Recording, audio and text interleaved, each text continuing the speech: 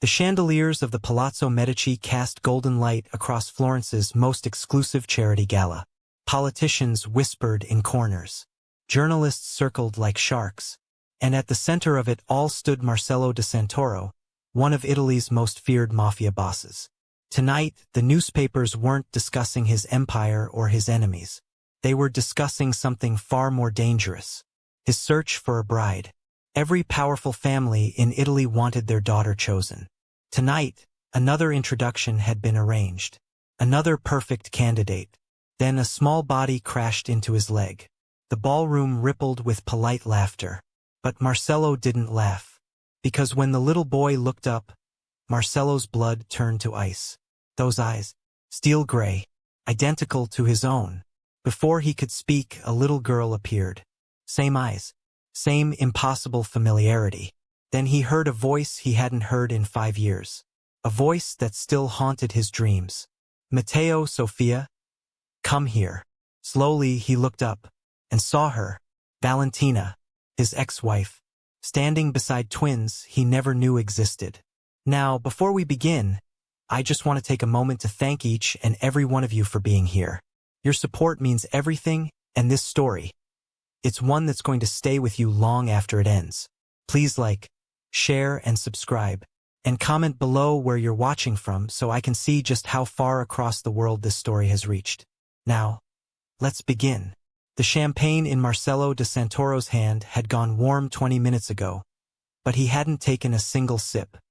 He stood near the center of the Palazzo Medici's grand ballroom, his presence commanding attention the way a storm commands the sea.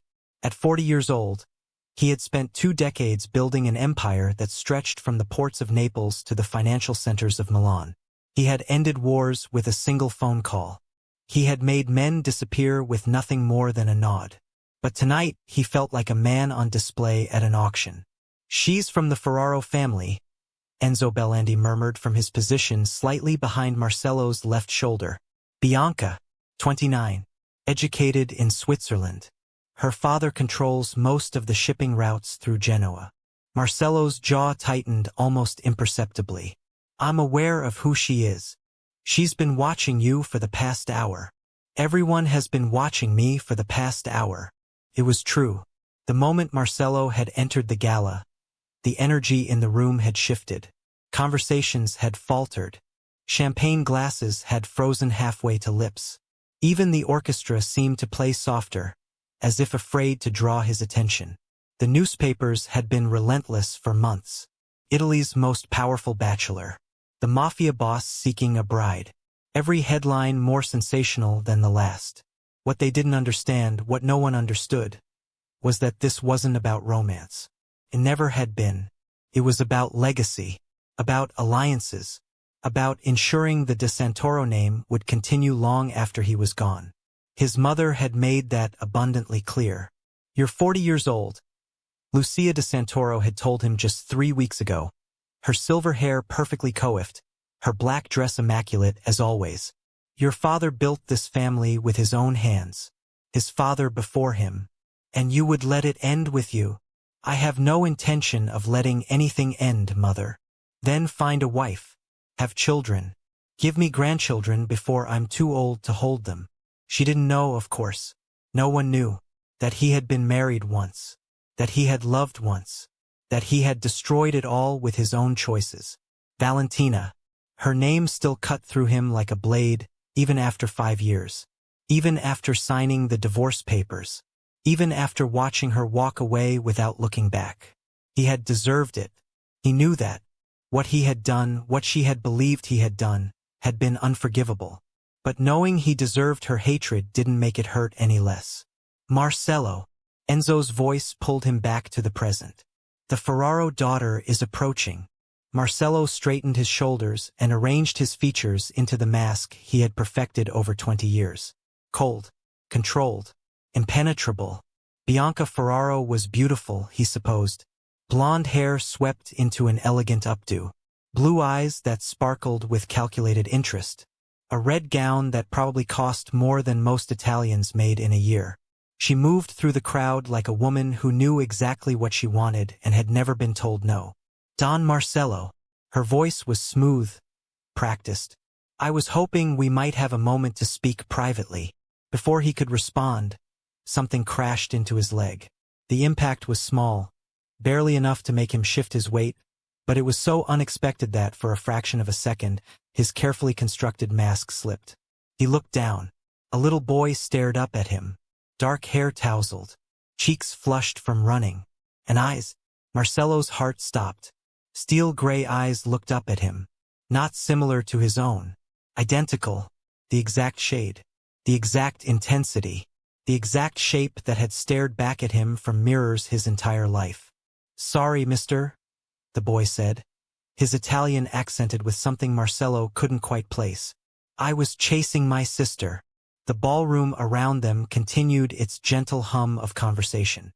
Someone laughed nearby. The orchestra shifted into a new piece, but Marcelo heard none of it, because a little girl had appeared beside the boy. Same dark hair, same gray eyes, same impossible, inexplicable familiarity. Twins. They were twins. "Matteo, Sophia." A woman's voice cut through the noise. "Come here. Now." The children turned and scampered away, and Marcelo's gaze followed them automatically. And then the world fell away entirely, because standing 20 feet away, her face pale, her hazel eyes wide with horror, was Valentina Russo, his ex-wife, the woman he had loved more than his own life, the woman he had lost 5 years ago, the woman he had never expected to see again. For a long moment, neither of them moved. The space between them felt both infinite and suffocating at once. Marcelo was vaguely aware of Bianca Ferraro saying something beside him, of Enzo shifting closer, of the curious glances beginning to gather around them. But all he could see was Valentina. She hadn't changed. Or rather, she had, but in ways that made her even more beautiful. The youthful softness he remembered had sharpened into elegant lines. Her dark chocolate hair fell in soft waves past her shoulders instead of the practical ponytail she had favored during their marriage. And her eyes, those warm hazel eyes that had once looked at him with such love, now held something he couldn't quite identify. Fear? Anger? Defiance? All three, perhaps. The twins had reached her now. The boy, Matteo, tugged at her hand, pointing excitedly at something across the room. The girl, Sophia, pressed close to her mother's side, her small fingers clutching the fabric of Valentina's pale green gown. And Marcelo looked at those children. Really looked at them. 5 years old, he estimated. Maybe 4. Dark hair like their mother. But those eyes. Those were his eyes. His grandmother's eyes. Eyes that had passed down through 3 generations of De Santoros. The realization hit him like a physical blow. They were his. Those children were his. He had children. Twins. And he hadn't known. For 5 years, he hadn't known. The champagne glass slipped from his fingers. It struck the marble floor with a sharp crack, golden liquid splashing across the polished surface. The sound drew every eye in their vicinity, including Valentina's. For one suspended moment, their gazes locked, and Marcelo saw the exact instant she realized he understood. Her face went from pale to white. Her hand tightened on her daughter's shoulder. And then, without a word, she turned and began pushing through the crowd toward the exit. Valentina. Her name tore from his throat before he could stop it. Valentina. But she was already gone, disappearing through a service entrance with the twins in tow. Marcelo moved without thinking. He pushed past Bianca Ferraro without a glance, ignored the startled gasps of nearby guests, and strode through the ballroom with the focused intensity of a predator pursuing prey. Marcelo.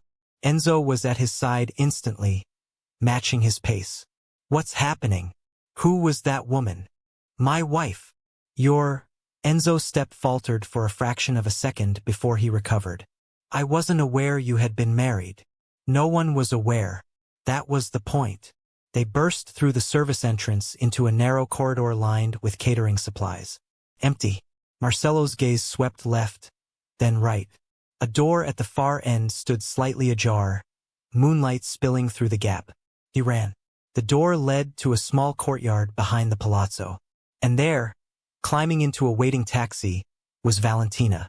Matteo was already in the back seat. Sofia was being lifted in by her mother. Valentina, stop! She looked up at his shout. For one heartbeat, their eyes met again. And then she was in the taxi, the door was slamming shut, and the vehicle was pulling away into the Florence night. Marcello stood in the courtyard, his chest heaving, his hands clenched at his sides. 5 years. For 5 years she had been out there somewhere, raising his children, alone. 5 years of first words and first steps and birthdays and Christmas mornings. 5 years he would never get back. And he didn't even know why. Boss! Enzo had stopped a few feet behind him, his voice carefully neutral. Perhaps you should tell me what's going on. Marcello didn't turn around. His gaze remained fixed on the street where the taxi had disappeared. 6 years ago, he said quietly, I married a woman named Valentina Russo. It was private. Secret. No one in the organization knew. Not even my mother. Why the secrecy? Because she wasn't part of this world. She was a graduate student at the University of Florence. Art history. We met by accident at a gallery opening. A bitter smile crossed his face. She didn't know who I was. Not at first. And by the time she found out, we were already in love. What happened? The memories crashed through him. The small apartment they had shared. The way she had laughed when he burned dinner. The mornings he had woken with her hair spread across his pillow. The plans they had made. The future they had dreamed of. And then the night it all fell apart. She believed I betrayed her, Marcello said. She believed I chose the organization over her. Over us. And I couldn't, his voice caught. I couldn't explain. I couldn't tell her the truth without putting her in danger. So she left. She left. Filed for divorce. And disappeared. He finally turned to face Enzo. I've had people looking for her for 5 years. 5 years, Enzo. And tonight she walks into a charity gala in Florence with 2 children who have my eyes. Enzo's face had gone very still. You believe they're yours? I don't believe. I know. One look at them, and I knew. Marcello's voice hardened. She kept them from me. For 5 years she kept my children from me. And now I need to know why. The next 3 hours passed in a blur of phone calls and movement. Marcello's network stretched across all of Italy, and within 90 minutes he had an address. A small apartment in a residential neighborhood on the outskirts of Florence. Not far from where they had once lived together. She had been so close. All this time she had been so close. The car pulled to a stop on a quiet street lined with modest buildings. It was nearly midnight now, and most windows were dark. But on the 3rd floor of the building directly ahead, a single light burned. You want me to come with you? Enzo asked. No. Wait here. Marcello. This is between me and her. He climbed out of the car before Enzo could argue further. The building had no security, a fact that made his jaw tighten with disapproval, and he took the stairs 2 at a time. His footsteps echoed in the narrow stairwell. The 3rd floor, apartment 3C. He stood before the door for a long moment, his hand raised to knock. What would he say? What could he possibly say? Before he could decide, the door opened. Valentina stood there in jeans and a soft sweater, her face exhausted, her eyes red-rimmed from crying. She didn't look surprised to see him. I knew you'd find me, she said quietly. You always did have the resources of God himself. Were you going to run again? I thought about it. She stepped back, holding the door open. But I'm tired of running. Come in. The apartment was small but warm. Mismatched furniture that somehow worked together. Children's drawings taped to the walls. Toys scattered across a faded rug. It looked like a home. A real home. Nothing like the cold luxury of his palazzo. They're asleep, Valentina said, following his gaze toward a closed door at the end of a short hallway. It took 2 hours to get them down. Matteo kept asking about the tall man with the gray eyes. Marcello's throat tightened. Valentina, don't. She held up a hand. Don't say whatever you're going to say. Not yet. I need to. She pressed her fingers to her temples. I need to explain. You deserve that much. She moved to a small couch and sat down heavily. After a moment's hesitation, Marcello took the armchair across from her. The distance between them felt like miles. "I found out I was pregnant 2 weeks after I left you," she said. Her voice was flat, controlled, as if she had rehearsed this. "I was already in Rome, living with my cousin, starting over. Why didn't you tell me?" "Because I believed you were in love with someone else." The words hit him like a physical blow. "What?" "Isabella Marchetti." Valentina's voice cracked slightly on the name. "I saw you with her, Marcello, in the garden at your mother's house. 2 days before I left. You were holding her. She was crying. And you were—" She took a shaky breath. "You were kissing her forehead, whispering to her, telling her everything would be all right." The memory slammed into him with sickening clarity. Isabella, his mother's goddaughter, a girl he had known since childhood, a girl who had been raped by one of his own men. "She came to me because she was afraid," he said quietly. "She had been attacked by someone in my organization. She was terrified, and she didn't know who else to turn to." Valentina's face went slack with shock. "What?" "I couldn't tell you. I couldn't tell anyone. She begged me to keep it secret. She was afraid of what her family would do, afraid of the shame. She was only 19 years old, and she was—" He stopped, the old rage rising fresh in his chest.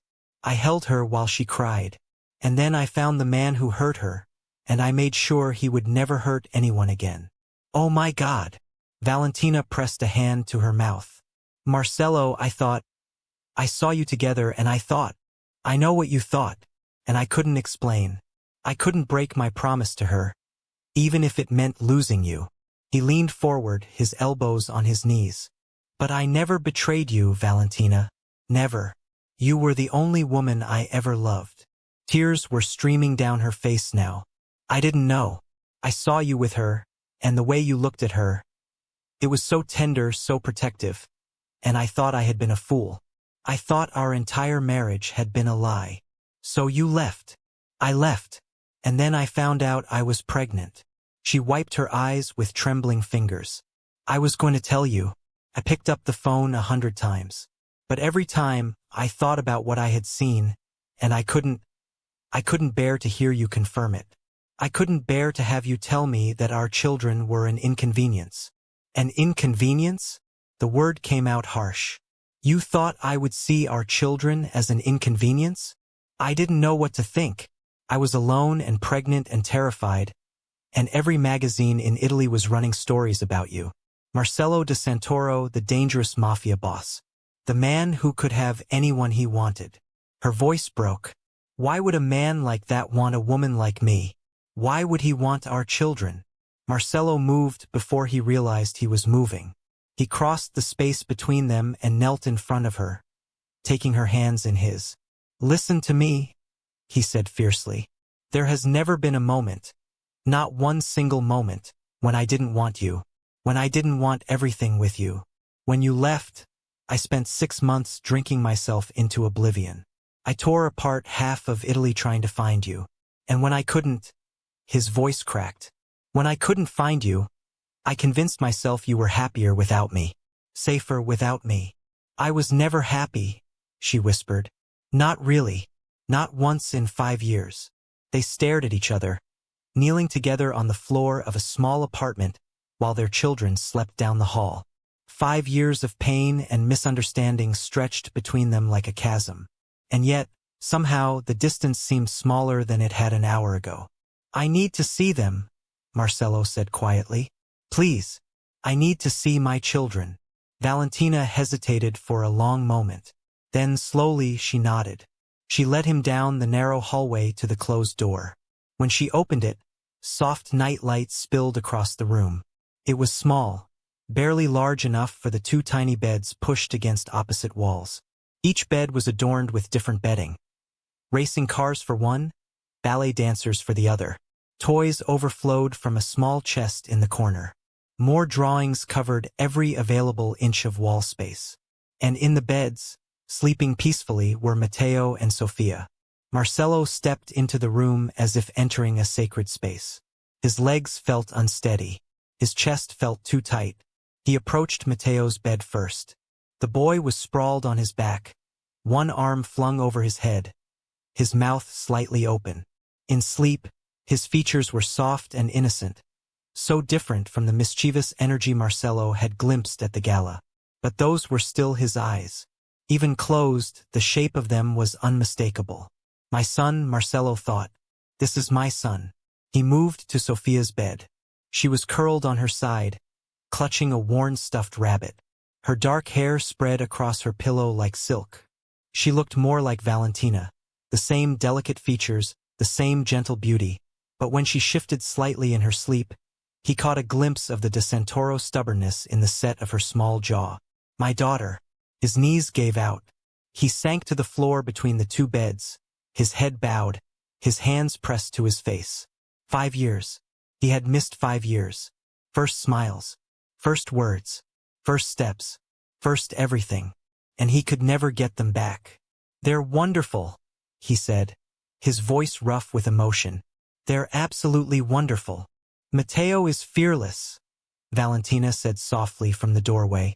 He climbs everything, questions everything, fights everything.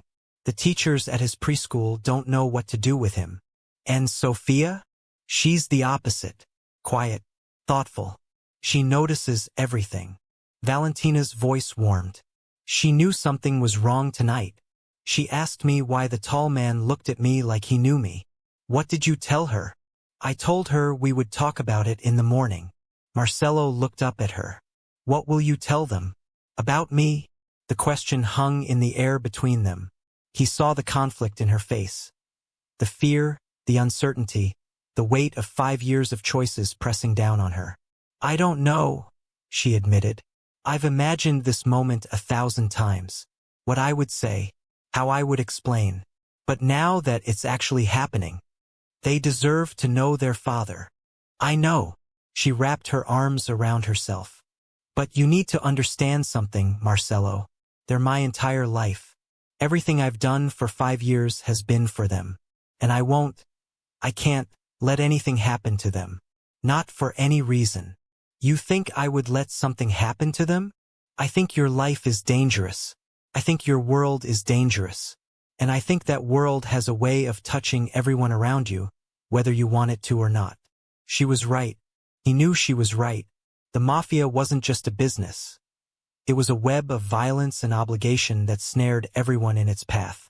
He had spent 20 years building that web, 20 years becoming the spider at its center. And now he had children. Children who had been safe, anonymous, invisible.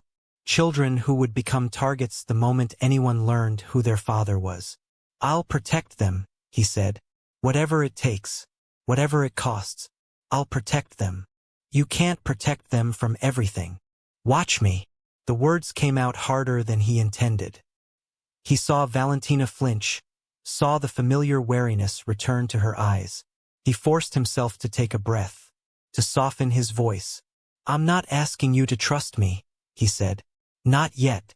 I know I haven't earned that. But please let me try. Let me get to know them. Let them get to know me. And if something goes wrong, if someone finds out who they are, then I will burn down anyone who threatens them. He held her gaze steadily. That is not a threat, Valentina. It is a promise.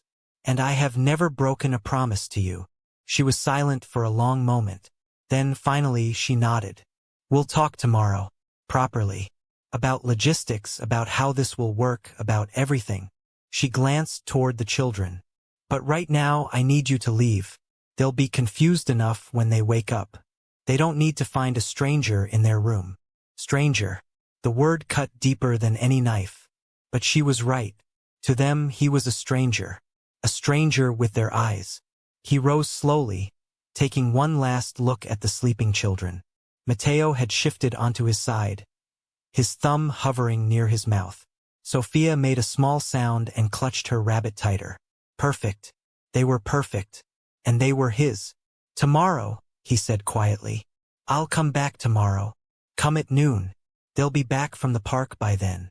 He nodded and moved toward the door. But at the threshold he paused. Valentina. Yes. I never stopped loving you. She didn't answer. but he saw the way her breath caught, the way her hand pressed against her heart. And that, for now, was enough. The drive back to the palazzo took 40 minutes. 40 minutes of darkness and silence and thoughts that threatened to drown him. He had children, twins, a boy and a girl who had lived their entire lives without him. And Valentina. God, Valentina. She had never betrayed him. She had never stopped loving him. She had simply seen something she didn't understand and drawn the worst possible conclusion. Because he hadn't trusted her with the truth. Because he had been so focused on protecting everyone else that he had failed to protect his own marriage. The guilt was crushing. 5 years of pain, her pain, his pain, the children's pain of growing up without a father. All because he had been too proud, too stubborn, too bound by promises to people who ultimately didn't matter. Isabella Marchetti had recovered. She had married a banker from Venice 3 years ago. She had a child of her own now. She had moved on with her life, while he had lost everything. The car pulled through the gates of his palazzo just as the first light of dawn began to streak the sky. The ancient stone building rose before him like a monument to centuries of De Santoro power. But tonight it felt like a prison. Enzo met him at the door. "Your mother has been asking for you. She heard about your departure from the gala." Of course she had. Nothing happened in this family without Lucia De Santoro knowing about it. "Tell her I'll see her in the morning." "It is morning, boss." "Then tell her I'll see her after I've slept." But sleep didn't come.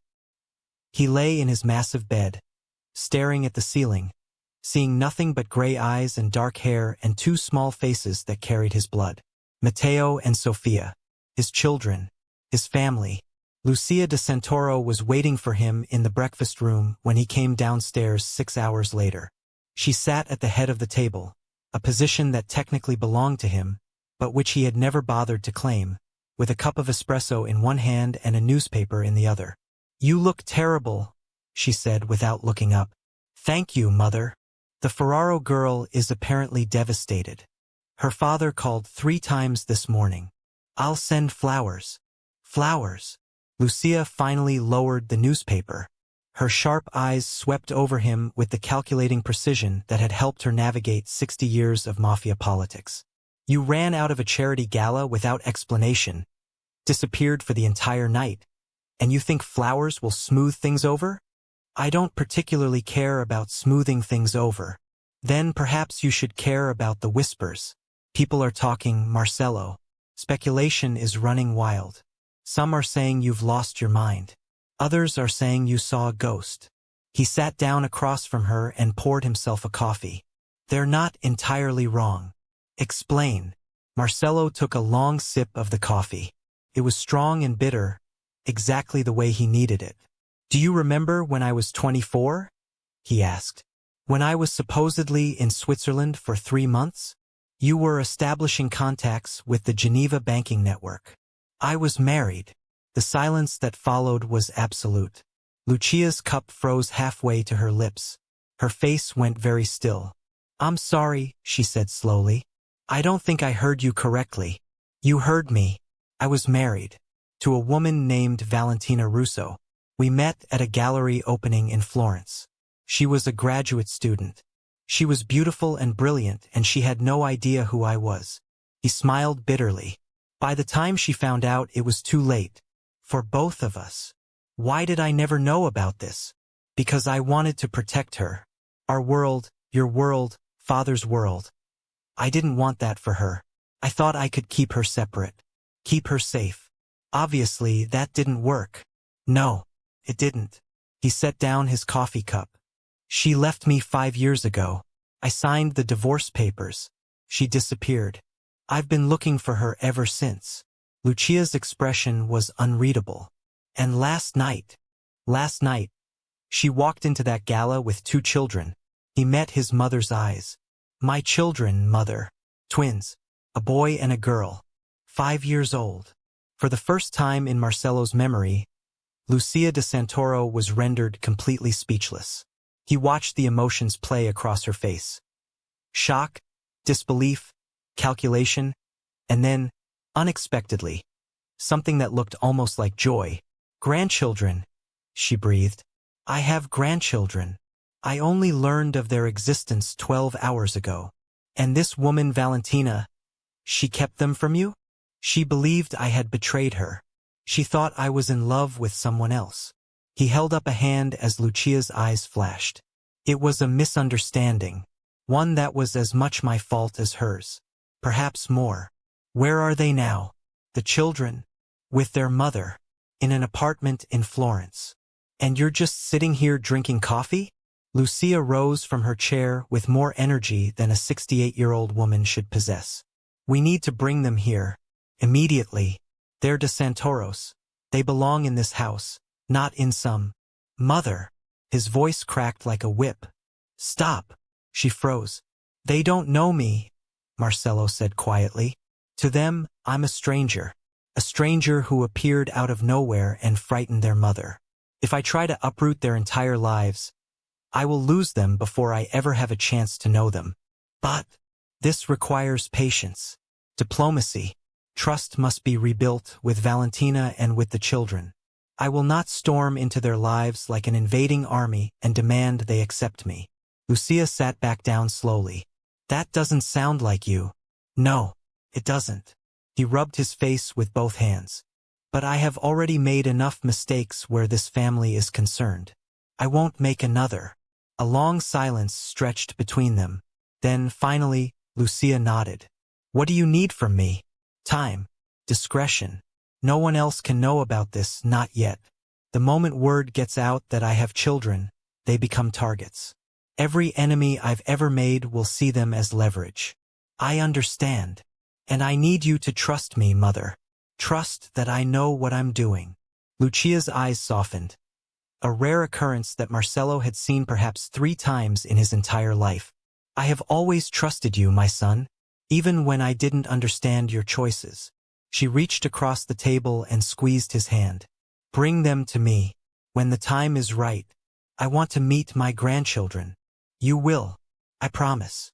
He rose to leave, but Lucia's voice stopped him at the door. Marcelo. Yes. This woman. Valentina. Do you still love her? The question hung in the air like morning mist. He thought about the way she had looked at him last night. The way her voice had cracked when she spoke his name. The way his heart had felt when he'd seen her again after 5 years. I never stopped, he said. And then he walked out. The park near Valentina's apartment was small but well-maintained, with a playground at its center and benches scattered beneath ancient olive trees. Marcelo arrived 30 minutes early and found a bench with a clear sight line to the playground. He watched. Families came and went. Children shrieked and laughed and cried. Mothers chatted with each other while keeping half an eye on their offspring. It was so normal, so ordinary, so utterly foreign to everything he knew. And then he saw them. Valentina appeared first, carrying a basket over one arm. She wore jeans and a simple white blouse, her hair pulled back in a loose braid. She looked tired but alert, her eyes scanning the park as if searching for threats. Because of him. She was afraid because of him. The guilt twisted deeper. And then the children burst from behind her like small rockets. Matteo sprinted toward the playground, his legs pumping, his face alight with joy. Sophia followed more slowly, her hand clutching that same worn rabbit from the night before. Marcelo's breath caught. In daylight, they were even more beautiful than he remembered. Matteo's hair stuck up at odd angles, as if he had fought against being brushed. Sophia's was neatly braided with small ribbons at the ends. They moved with the boundless energy of childhood, unaware of the world's dangers, unaware that their entire lives were about to change, unaware that their father was watching from 30 meters away. Valentina set up camp on a bench not far from the playground. She pulled out a book but didn't open it. Her attention remained fixed on the children. Marcelo rose and walked toward her. She saw him coming when he was still 10 meters away. Her body tensed. Her hand tightened on the book. But she didn't run. "You're early," she said as he sat down beside her. "I couldn't stay away." They sat in silence for a moment watching the children play. Matteo had already made friends with another boy and was engaged in some complex game involving sticks and imagination. Sophia had found a patch of wildflowers near the fence and was examining each one with serious concentration. "They're amazing," Marcello said quietly. "Absolutely amazing. They are." Valentina's voice softened slightly. He's a force of nature. He exhausts me every single day. But Sophia, she's my anchor. She keeps me grounded. Tell me about them. Everything. From the beginning." Valentina was quiet for a long moment. Then, slowly, she began to speak. She told him about the pregnancy. How sick she had been those first months. How alone she had felt. She told him about the birth. Early, complicated, terrifying. She told him about the endless nights of feeding and crying and wondering if she was doing everything wrong. She told him about Matteo's first word, no, which was somehow not surprising, and Sophia's, mama, which had made Valentina cry. She told him about first steps and first falls and first days of preschool. She told him everything.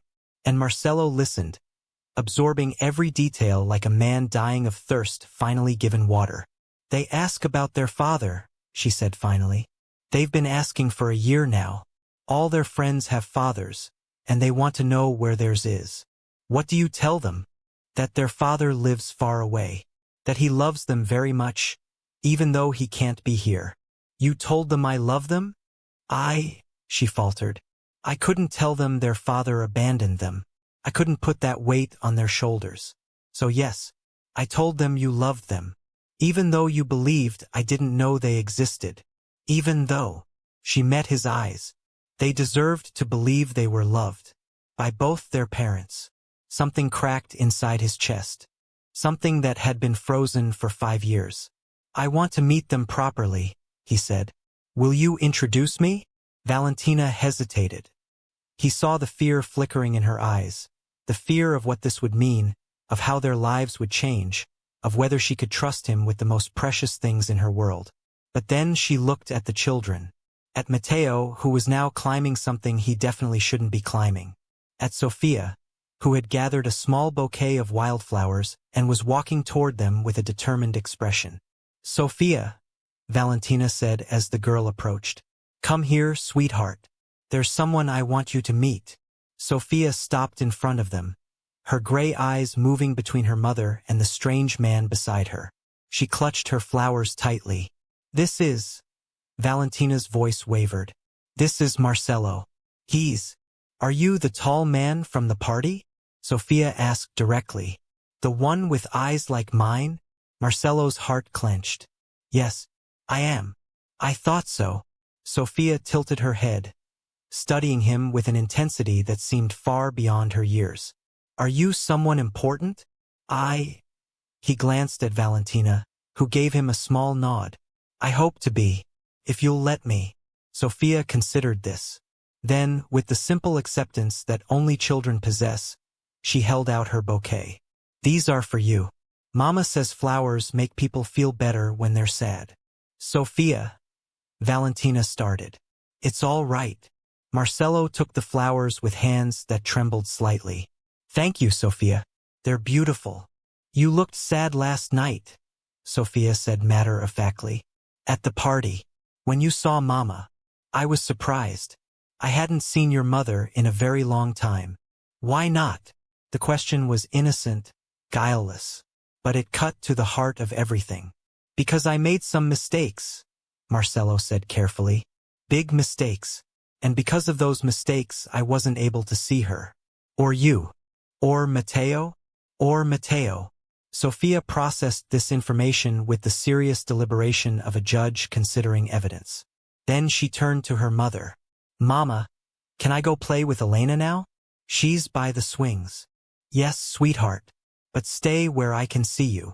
Sophia nodded and trotted away, apparently satisfied that she had done her duty in making the sad man feel better. Marcello stared down at the wildflowers in his hand. His vision had gone slightly blurry. "She's remarkable," he said roughly. "She gets it from her father." He looked up sharply. Valentina's expression was unreadable, but her voice had been soft. "The observation, the intuition, that's all you." She paused. "The stubbornness too. And Matteo?" "Matteo is..." She laughed despite herself. Matteo is every reckless, fearless, headstrong thing you ever were. His teachers send me notes every week about his behavioral challenges. He climbs things. Everything. Constantly. I've aged 10 years in the past 3 just trying to keep him from breaking his neck. Marcelo watched his son scale a piece of playground equipment that was definitely not designed for climbing. He's not afraid of anything. That's the problem. A strange warmth spread through Marcelo's chest. Pride. He was feeling pride for a child he had met only hours ago. For a son who carried his blood and his recklessness and his complete disregard for rules. Matteo, Valentina called. Come here for a minute. The boy looked up, annoyance flashing across his face at being interrupted.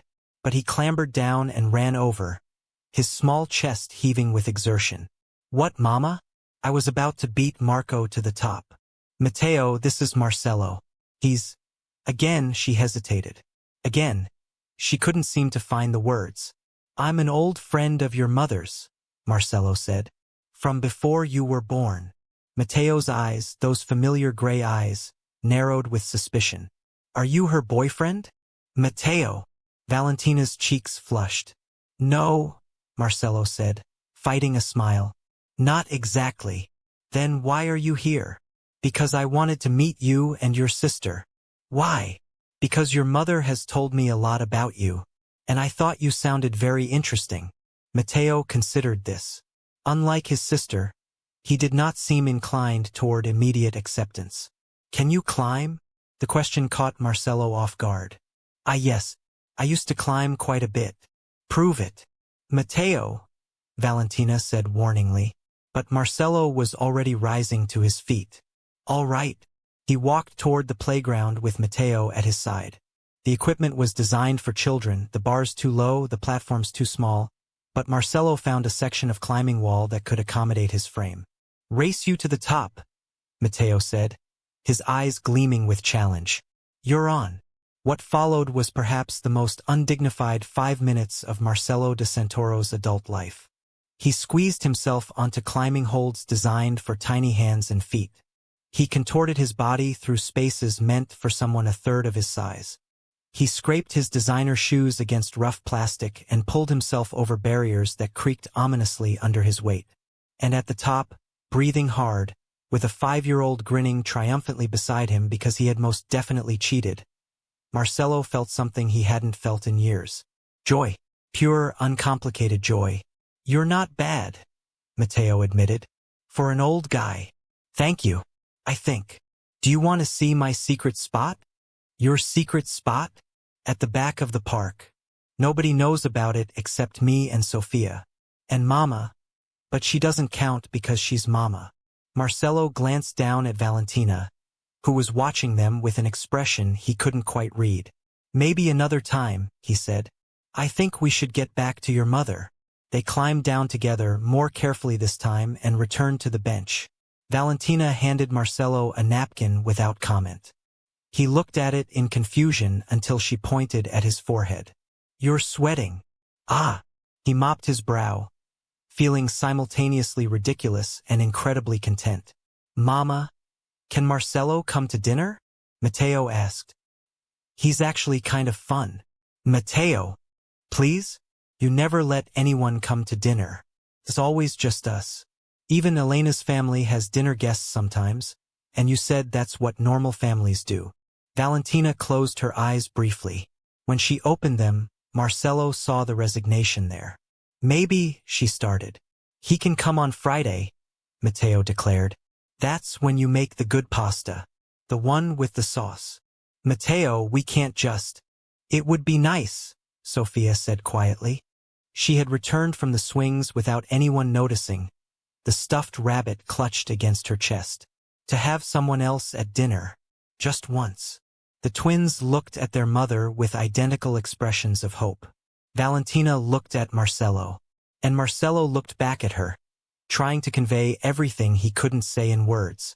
The gratitude, the longing, the desperate need to be part of this family he had only just discovered. Friday, Valentina said finally. 6 o'clock. Don't be late. I won't be. The children cheered and ran back to the playground. Valentina and Marcello sat in silence, watching them go. Thank you, he said quietly. Don't thank me yet. You haven't tasted my pasta. I remember your pasta. It was the best thing I ever ate. She looked at him sharply, searching for mockery. But there was none. That was 6 years ago. Some things you don't forget. The warmth between them was fragile, tentative. A single flame in a vast darkness. But it was there. And for now that was enough. The days leading up to Friday were the longest of Marcello's life. He threw himself into work. Meetings, negotiations, the endless business of maintaining an empire. But his mind was never fully present. He kept seeing Matteo's challenging grin, Sophia's serious gray eyes, Valentina's face, softened by something that might have been hope. His family. He had a family. The realization still hit him at odd moments. In the middle of a meeting, during a late-night review of financial reports, while staring at the ceiling of his bedroom at 3 in the morning. On Thursday afternoon, he did something he had never done before. He went shopping. Not with assistants or handlers or anyone who might report back to interested parties. Just him, alone, walking into a toy store in Florence like any ordinary father. He had no idea what he was doing. The shelves overwhelmed him. Rows and rows of options, each more colorful and confusing than the last. He picked up a doll, put it down, examined a toy car, then a board game, then something electronic that beeped when he touched it. "Can I help you, sir?" The shop assistant was young, barely 20, with a friendly smile that faltered slightly when she got a good look at his face. "I need gifts," Marcello said. "For children. Twins. A boy and a girl. 5 years old." "Oh, how lovely. Are they your?" "Yes." The word came out before he could think about it. "They're mine." Something in his voice must have conveyed the weight of that statement, because the assistant's smile softened. "Well," she said gently, "why don't you tell me about them? What do they like?" Marcello thought about Matteo climbing everything in sight, about Sophia with her worn rabbit and her wildflowers. "The boy likes adventures," he said slowly, "challenges, anything physical. And the girl, she's quieter, observant. She notices things other people miss." The assistant nodded and began leading him through the store. By the time he left, he was carrying 3 bags of carefully selected items.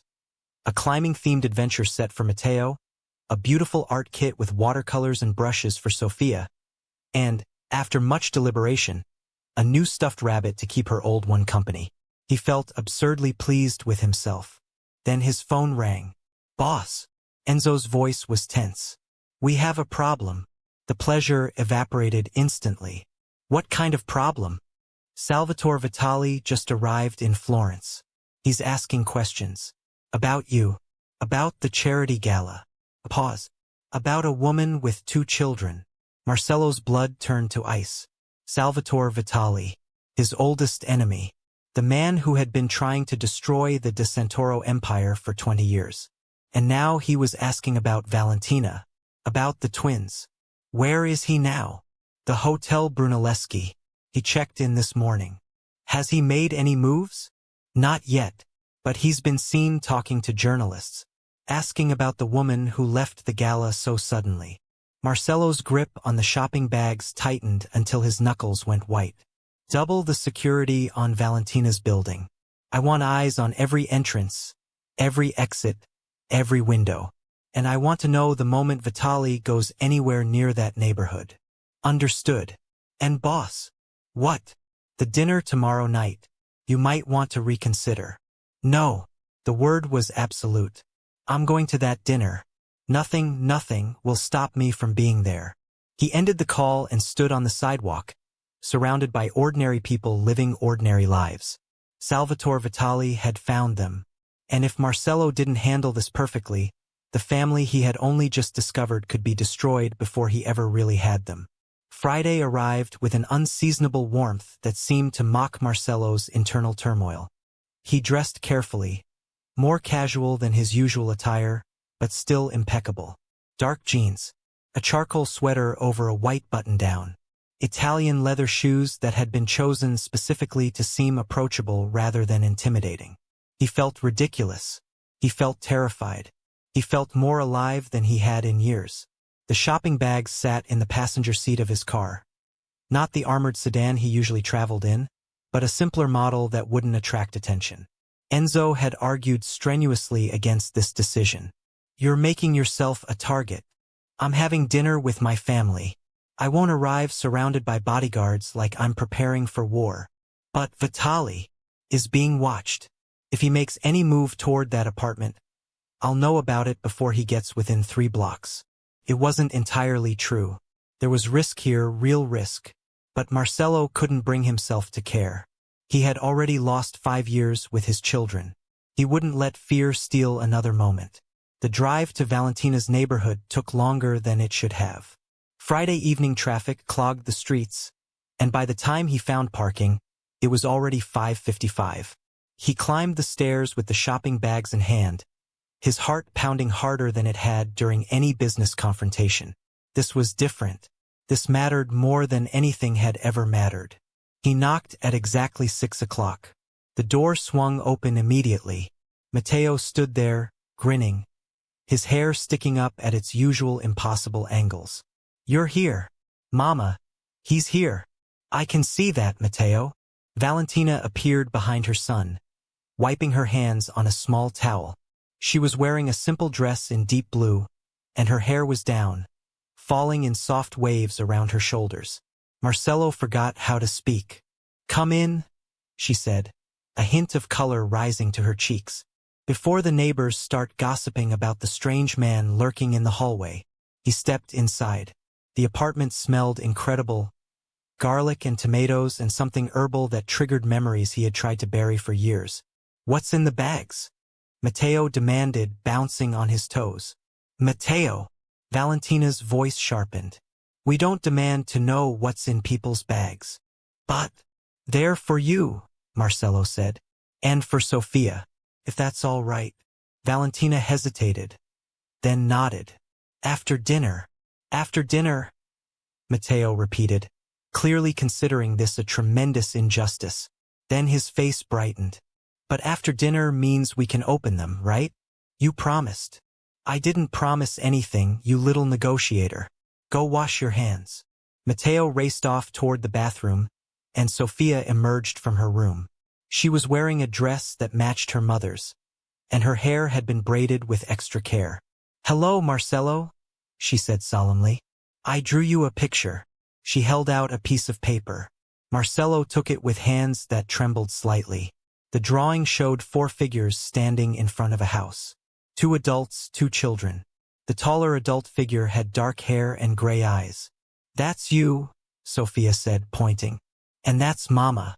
And that's me and Matteo." "It's beautiful," Marcello managed. His voice came out rough. "I didn't know how to draw you because we just met," Sofia explained. "So I guessed. Is that what your house looks like?" "Not exactly." He knelt down to her level. "But maybe you can come see it someday. Draw a more accurate version." Sofia's eyes widened. "Could I? If your mother agrees." They both looked at Valentina, who was watching them with an expression that seemed caught between joy and pain. "We'll see," she said quietly. "Now come on. Dinner's getting cold." The meal was simple pasta with a rich tomato sauce, fresh bread, a salad of greens and vegetables. It was, without question, the best food Marcello had ever tasted. Not because of the ingredients or the preparation, though both were excellent, but because of the company. Matteo talked constantly, filling the table with stories about his friends at school, his latest climbing achievements, his opinions on everything from soccer to insects to whether aliens existed. They definitely do, and they're probably watching us right now. Sofia was quieter, but her observations were sharp and often surprising. She noticed that Marcello's watch was different from the one he'd worn at the gala. "You changed it." "Why?" She asked why he spoke with a different accent than her mother. "He's from a different part of Italy," Valentina explained. "Sicilian originally, but he's lived everywhere." She wanted to know if he had brothers or sisters, if he had a pet, if he liked books. And Valentina watched it all unfold. her hazel eyes soft, her guard slowly lowering as the evening progressed. After dinner, the shopping bags were finally opened. Matteo tore through the wrapping paper with the enthusiasm of a hurricane, shouting with delight when he found the adventure climbing set. "Mama, look! It has a grappling hook. A real grappling hook." "It's a toy grappling hook," Valentina said quickly. "It doesn't actually." But Matteo was already racing around the living room, pretending to scale furniture. Sophia's reaction was quieter but no less meaningful. She examined the art kit with careful attention, running her fingers over the brushes, studying each color of paint. "These are professional," she said, looking up at Marcello with wonder. "Like what real artists use. I was told you like to draw. I thought you might enjoy painting too." "Thank you." The words were simple, but the way she clutched the kit against her chest spoke volumes. And then she opened the final gift, the new rabbit. For a long moment, she just stared at it. Then she picked up her old rabbit, worn and faded and loved nearly to pieces, and placed the new one beside it. "Now Benjamin has a friend," she said. "They can keep each other company." Marcello's heart cracked open completely. "What do we say to Marcello?"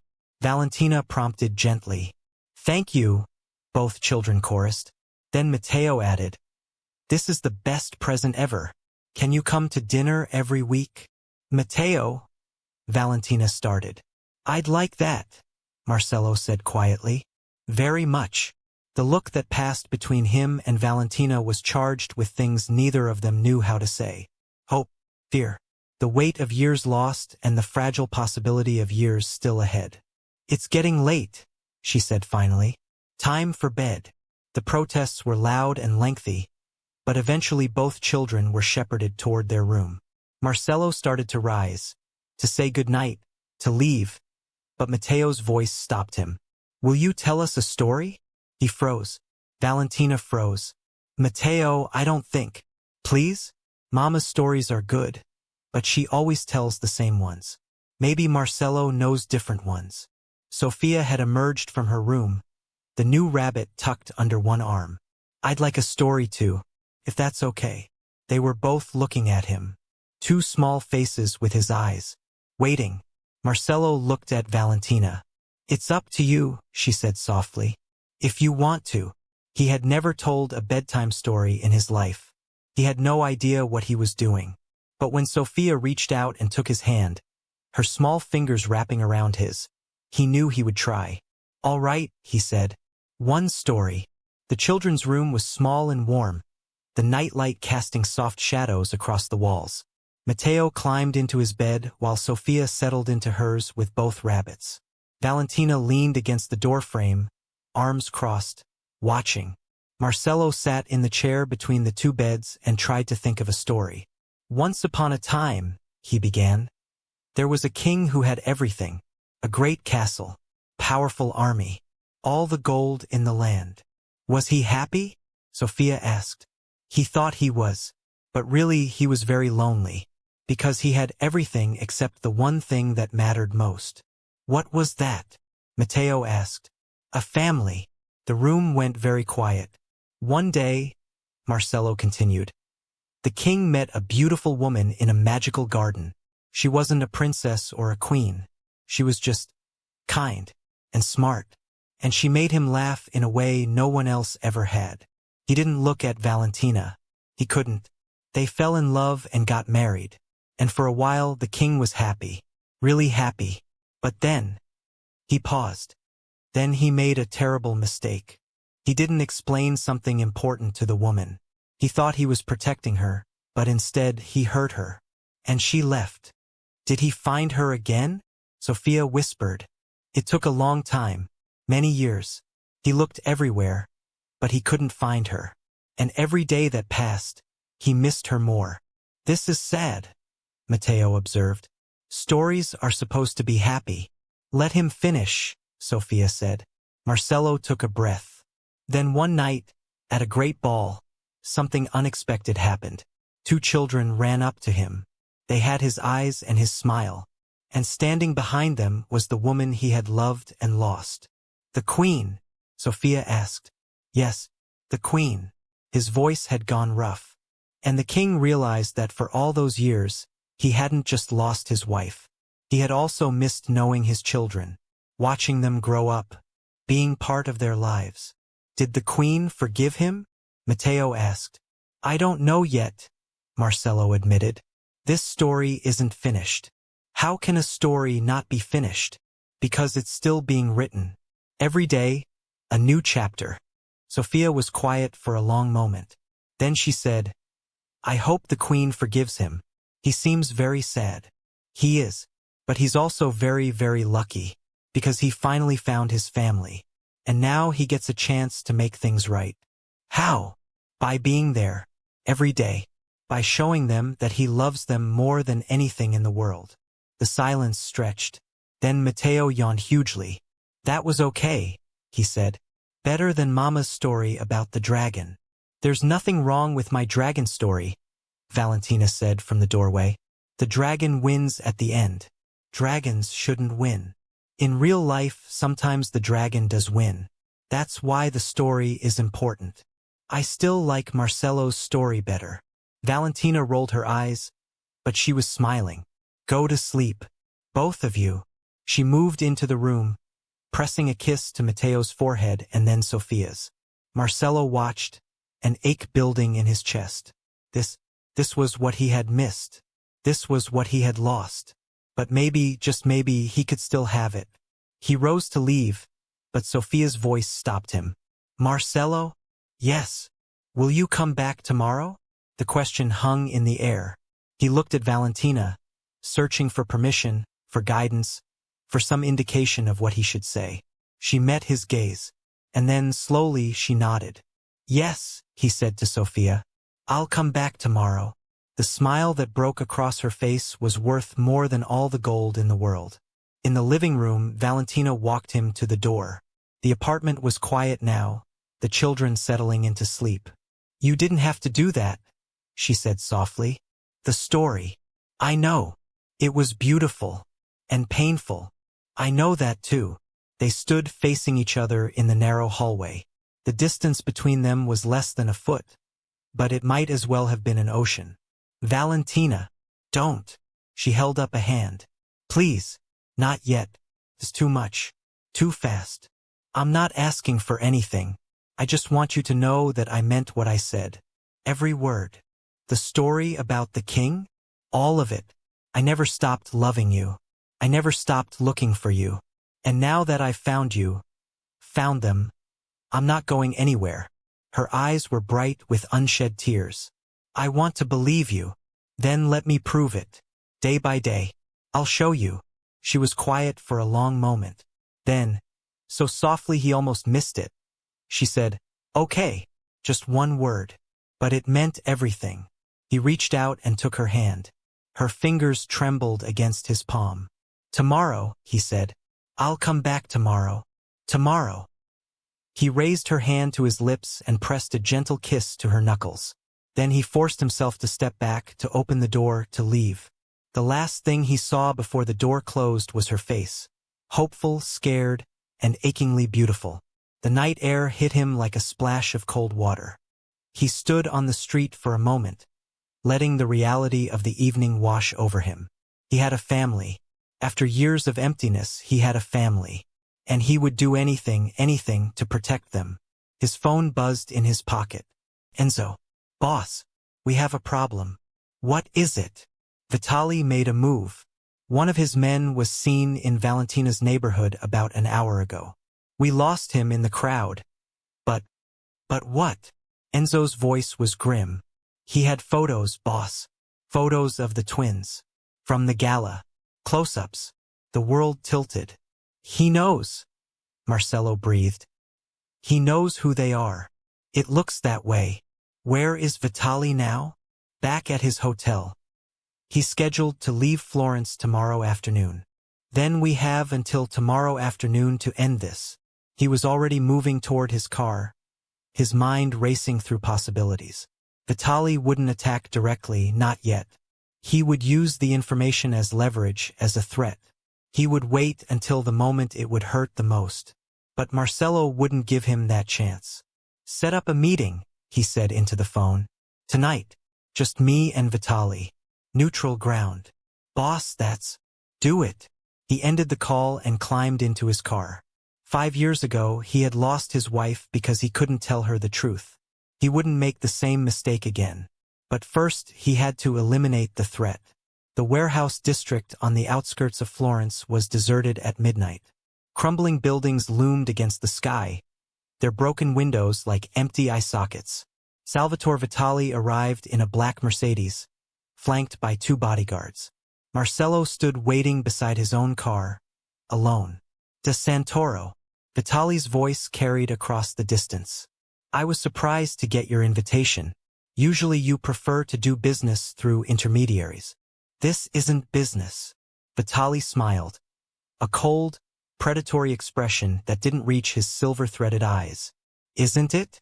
Everything is business. You taught me that. I taught you nothing. You taught me patience. Vitali stepped closer, his bodyguards hanging back. 20 years I've been waiting for an opportunity like this. 20 years of watching you build your empire while mine crumbled. And now, his smile widened. Now you've given me everything I need. I don't know what you're talking about. Don't you? Vitali reached into his jacket and pulled out a photograph. Even in the dim light, Marcello could see what it showed. Matteo and Sofia, laughing in the park. His blood turned to ice. Beautiful children, Vitali said softly. They look just like you. The eyes especially. Anyone could see the resemblance. If you touch them, I won't have to touch them. That's the beauty of it. Vitali tucked the photograph away. All I have to do is let the world know they exist. Every enemy you've ever made will start looking for them. How long do you think your ex-wife can keep them safe? How long before someone decides to use them against you? What do you want? The ports. Naples and Genoa. Sign them over to me, and this photograph disappears forever. The request was absurd. The ports were worth billions, the backbone of Marcello's entire operation. Giving them up would cripple his empire. But none of that mattered. If I give you the ports, he said slowly, how do I know you'll keep your word? You don't. Vitali shrugged. But you don't have a choice. Sign the papers by tomorrow night, or every newspaper in Italy gets a copy of this photograph along with a detailed explanation of exactly who those children are. Marcello's hands clenched at his sides. Every instinct screamed at him to attack, to end this threat the way he had ended so many others. But Vitali had planned for that. If he didn't return from this meeting, the photographs would be released anyway. I need time, Marcello said. The paperwork alone. 24 hours. Not a minute more. Vitali turned and walked back toward his car. His bodyguards fell into step beside him. Think about it carefully, De Santoro, he called over his shoulder. Your empire or your children? Which matters more? The Mercedes pulled away, its taillights disappearing into the darkness. Marcello stood alone in the warehouse district, the weight of an impossible choice pressing down on him. His empire had taken 20 years to build. Generations of De Santoros had sacrificed everything for it. But Matteo and Sofia were his blood, his children, the family he had only just found. There was no choice. There had never been a choice. He would burn it all down before he let anyone hurt them. The dawn found him in his study, surrounded by legal documents and financial reports. Enzo stood by the window, his face grim. There has to be another way, Enzo said. If you sign over the ports. I know what happens if I sign over the ports. The organization collapses within a year. Everything your father built, everything you've built, gone. And if I don't sign? Marcello's voice was quiet but deadly. My children become targets. Valentina becomes a target. Every enemy I've ever made gets handed a weapon to use against me. So we eliminate Vitali. And his contingency plans? His lawyers? The copies of those photographs that are probably already in the hands of a dozen different people. Marcello shook his head. He's been planning this for years. Every angle is covered. Then what do we do? Marcello was silent for a long moment. Then he reached for his phone. We make a different kind of deal. The meeting took place in a private room at a restaurant Vitali owned in the city center. Marcello arrived alone, as instructed, but he wasn't unarmed. His weapon was knowledge. You came. Vitali looked surprised. I thought you might try something stupid. I'm not here to try anything. I'm here to negotiate. There's nothing to negotiate. I told you my terms. Your terms are unacceptable. Marcello sat down across from Vitali, his posture relaxed, his expression calm. So I'm offering you different ones. You're not in a position to offer anything, aren't I? Marcello reached into his jacket and pulled out a folder. 3 weeks ago, one of your captains was arrested for human trafficking. He's currently in a prison in Milan, awaiting trial. According to my sources, he's very talkative. Vitali's expression didn't change, but something flickered in his eyes. Last month, Marcello continued, your accountant transferred 15 million euros to an offshore account in the Caymans. Not unusual for our business, except that this particular account is linked to a shell company owned by the prosecutor who's been investigating you for the past 2 years. That's a lie. Is it? Marcello laid another document on the table. Bank records don't lie, Salvatore. Neither do the emails between your accountant and that prosecutor's office. You're bluffing. I never bluff. You know that. Marcello leaned back in his chair. Your captain talks. Your accountant's transactions become public. The prosecutor's corruption is exposed. How long do you think you survive after that? Your allies will abandon you. Your enemies will circle. And the organization you've spent 20 years rebuilding will collapse. Not in a year, but in a month. Vitali's face had gone pale. Where did you get this information? Does it matter? The point is, I have it. And if anything happens to my family, if those photographs are ever published, if anyone connected to you goes near my children, every piece of evidence I have goes public within the hour. You're threatening me. I'm offering you a deal. Marcello's voice hardened. Walk away. Destroy the photographs. Forget you ever saw those children. And I'll bury this information so deep no one will ever find it. And if I don't, then we both burn. But I'll make sure you burn first. The silence stretched between them. Vitali's fingers drummed against the table. His eyes never left Marcello's face. You'd destroy yourself to protect them, he said finally. Your whole empire. Without hesitation. They're just children. They're my children. Marcello leaned forward. And there is nothing I won't do to keep them safe. Nothing. Do you understand? Another long pause. Then, slowly, Vitali reached into his pocket and pulled out the photograph. He stared at it for a moment. Then he tore it in half and let the pieces fall to the table. We're done, he said quietly. I'll leave Florence tonight. You won't see me again. That would be wise. Vitali rose to leave. At the door he paused. You know, he said, I almost admire you. 20 years I've been trying to find your weakness. And it turns out it was love all along. It's not a weakness. No. Vitali's voice was almost sad. I suppose it isn't. And then he was gone. Marcello sat alone in the private room, the torn photograph on the table before him. His hands were shaking. It was over. The threat was eliminated. His family was safe. Now all he had to do was find a way to tell Valentina. He drove to her apartment as the sun climbed toward noon. His phone buzzed constantly. Enzo, his mother, a dozen people who wanted updates, but he ignored them all. This couldn't wait. He knocked on the door. Valentina answered, her face wary. You look terrible, she said. I need to tell you something. She stepped back to let him in. The apartment was quiet. The children were at school, he realized. Something happened last night, he said. Something I should have told you about before. And then he explained. All of it. Salvatore Vitali. The photographs. The threat. By the time he finished, Valentina's face had gone white. My children were in danger, she said slowly. Because of you. Yes. And you didn't tell me. I handled it. I protected them. You. She pressed a hand to her mouth. Her whole body was trembling. You brought this into their lives. Your world. Your enemies. This is exactly what I was afraid of. Valentina. No. She backed away from him. No. I can't do this. The threat is gone. Vitali is leaving Florence tonight. He won't bother us again. And what about the next threat? And the one after that? Tears were streaming down her face. How many enemies do you have, Marcelo? How many people out there want to hurt you? It doesn't matter. I'll protect. You can't protect them from everything. You said it yourself, this world is dangerous. And I will not. I will not put my children in the middle of it. They're my children too. The words hung in the air. Valentina went very still. Yes, she said quietly. They are. And I've spent 5 years keeping them safe. 5 years building a life away from all of this. And now you want to pull them back in. I want to be their father.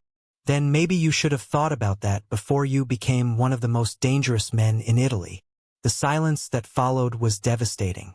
Marcelo looked at the woman he loved. The woman he had lost, found, and was now losing again.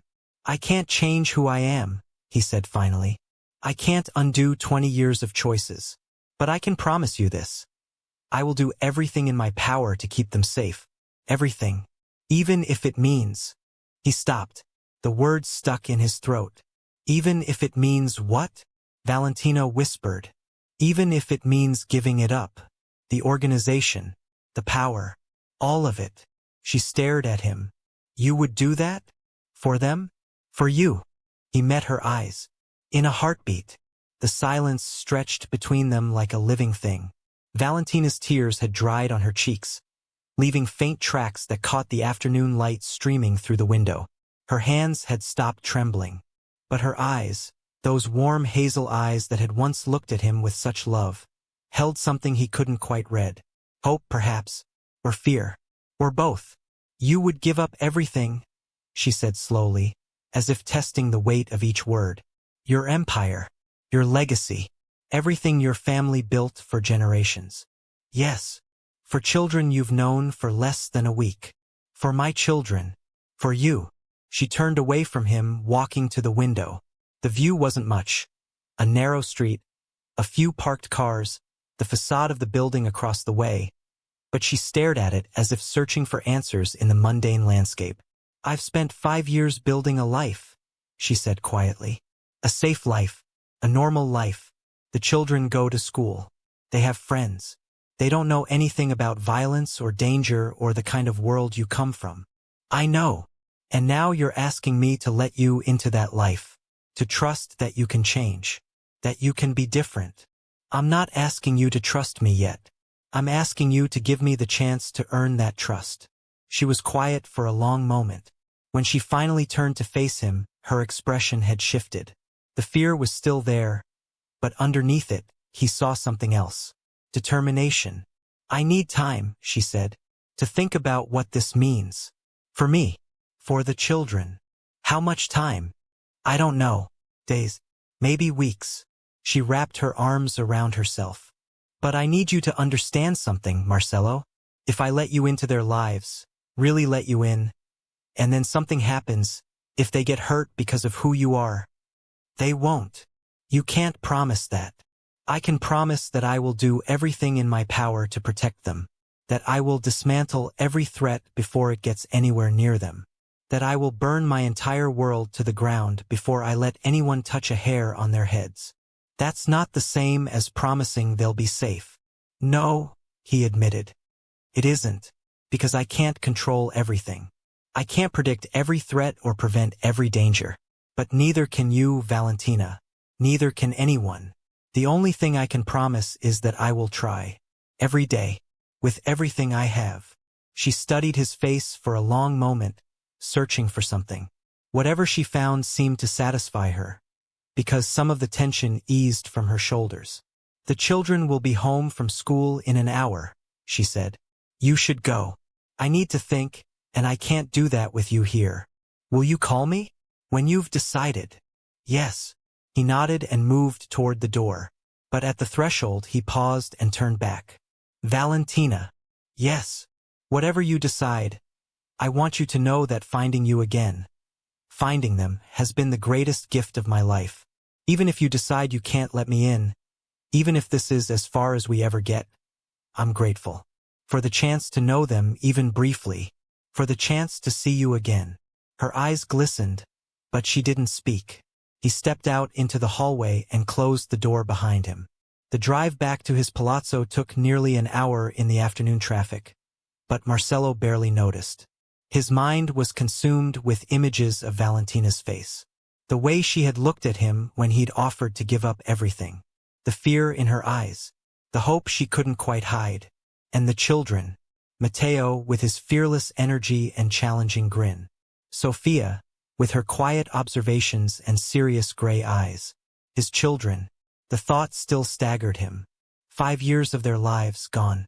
5 years he could never get back. First steps and first words and first days of school, all experienced without him. Because of a misunderstanding. Because he had been too proud, too bound by promises to people who ultimately didn't matter, to tell his wife the truth. The guilt was a physical weight, pressing down on his chest until he could barely breathe. When he arrived at the palazzo, Enzo was waiting in the entrance hall. "Boss, we need to talk. Later. It's about Vitali." Marcello stopped mid-stride. "What about him?" "He left Florence last night as promised. But one of our contacts in Rome just reported that he's been making calls. Reaching out to old allies.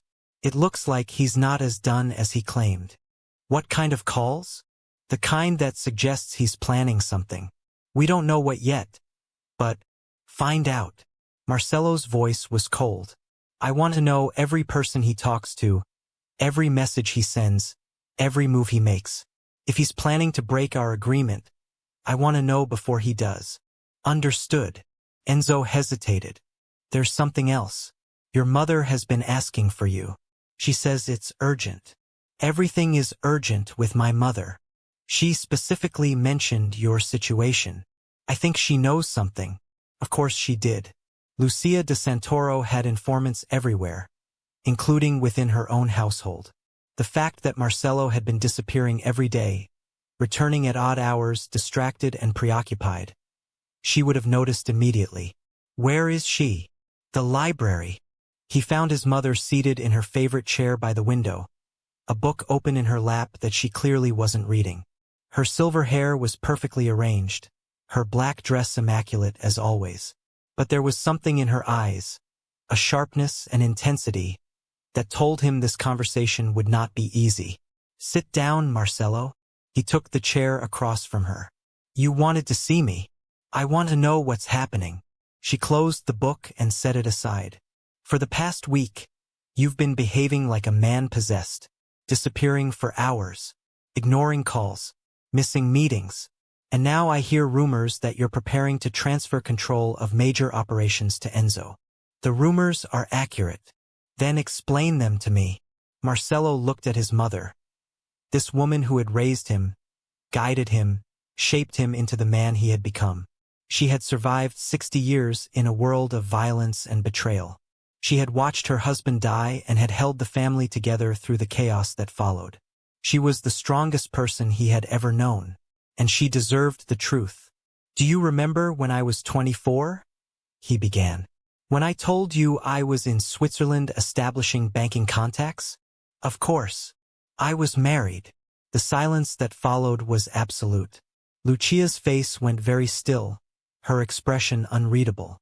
"I met a woman," Marcello continued. "Her name was Valentina Russo. She was a graduate student at the University of Florence. Art history. We met by accident at a gallery opening. She didn't know who I was. Not at first. And by the time she found out, we were already in love. Why did you never tell me?" "Because I wanted to protect her. Our world, this world. I didn't want that for her. I thought if I kept her separate, kept our marriage secret, I could give her a normal life while still being part of this family. Obviously, that didn't work." "No." His voice roughened. "She believed I had betrayed her. She thought I was in love with another woman. And I couldn't explain the truth without breaking a promise to someone else.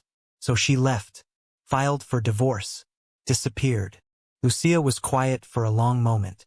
Then, And now I've found her again, at the charity gala last week. She was there with, he stopped, the words catching in his throat. She was there with 2 children, twins, a boy and a girl, 5 years old. His mother's sharp intake of breath was audible. They're mine, mother. They have my eyes, my grandmother's eyes. They're de Santoros, and I never knew they existed.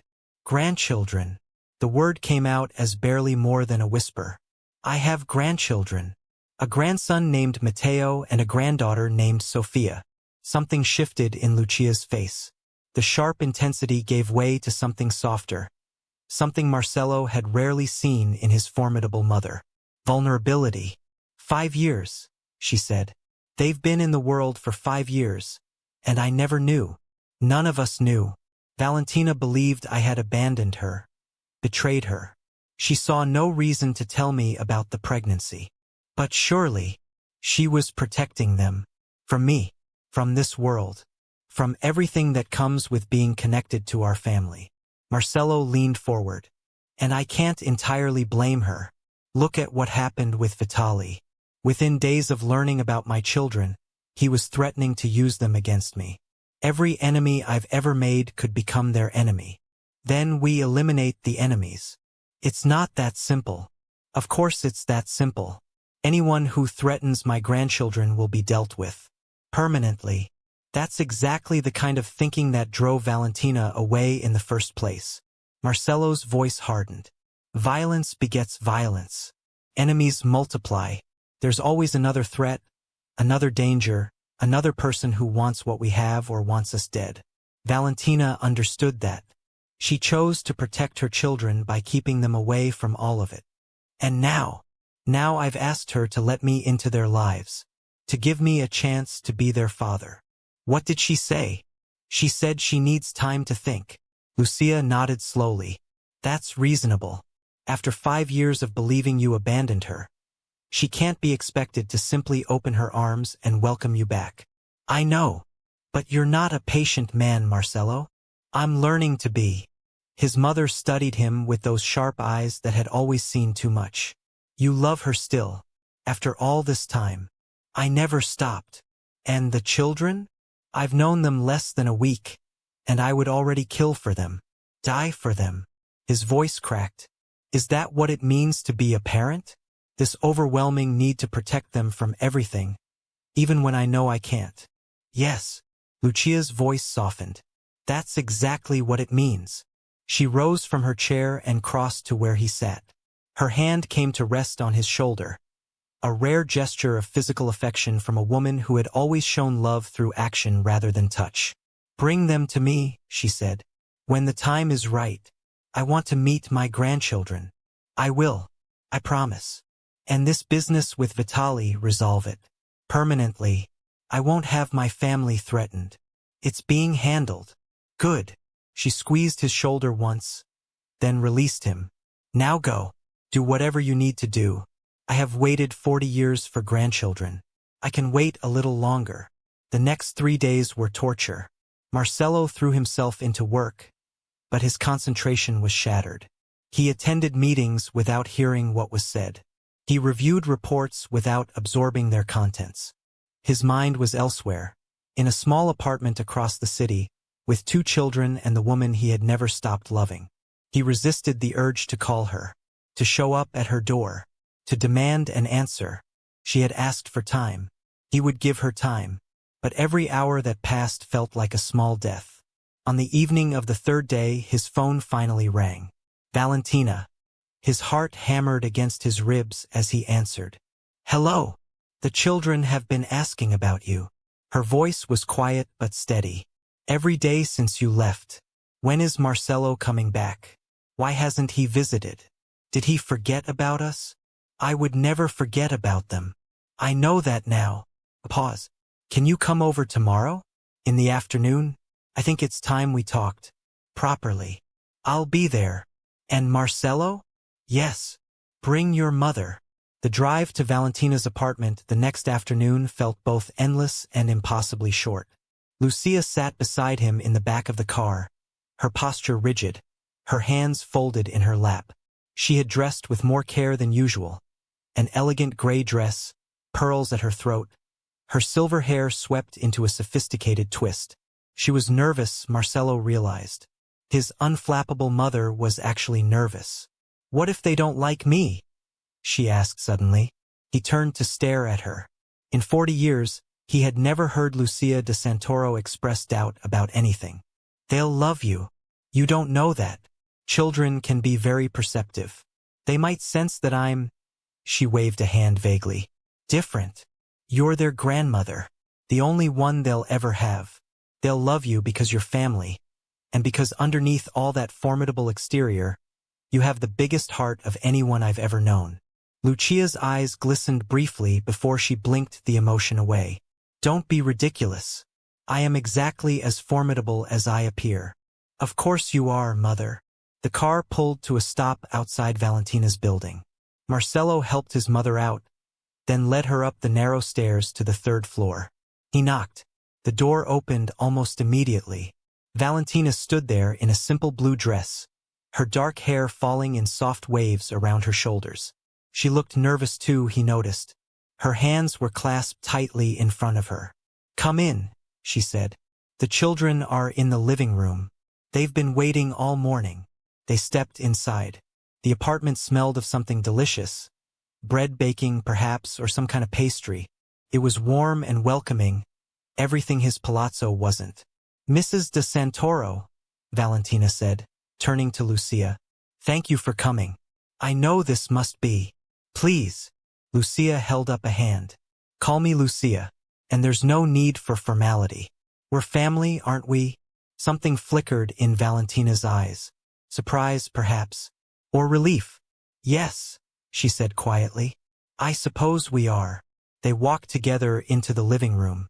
Matteo and Sofia were seated on the couch, side by side, their legs dangling above the floor. They looked impossibly small, Marcelo thought.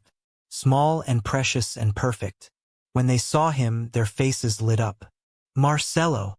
Matteo launched himself off the couch and sprinted across the room. He crashed into Marcelo's legs with the same force as before, wrapping his arms around them. "You came back. I told Sofia you'd come back. I told you I would." Marcelo knelt down to meet the boy's eyes. "I always keep my promises, remember?" "I remember." Matteo grinned. "Did you bring more presents?" "Matteo." Valentina's voice was sharp with embarrassment. "What?" "It's a fair question." Marcelo laughed. A real laugh, surprising himself. "Not today. But I did bring someone else. Someone very important." He stepped aside, revealing Lucia. The children stared at her with wide eyes. Lucia stared back, and for a moment, Marcelo saw his formidable mother at a complete loss. Then Sofia slid off the couch and walked toward them.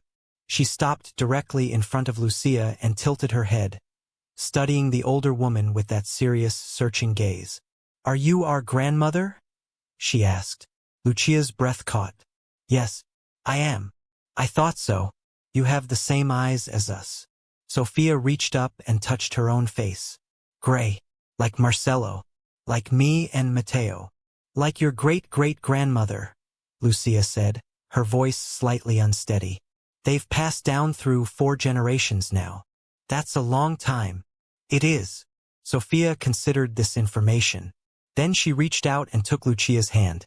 "Would you like to see my drawings?" she asked. "I made one of you. I had to guess what you looked like, but I think I got it mostly right."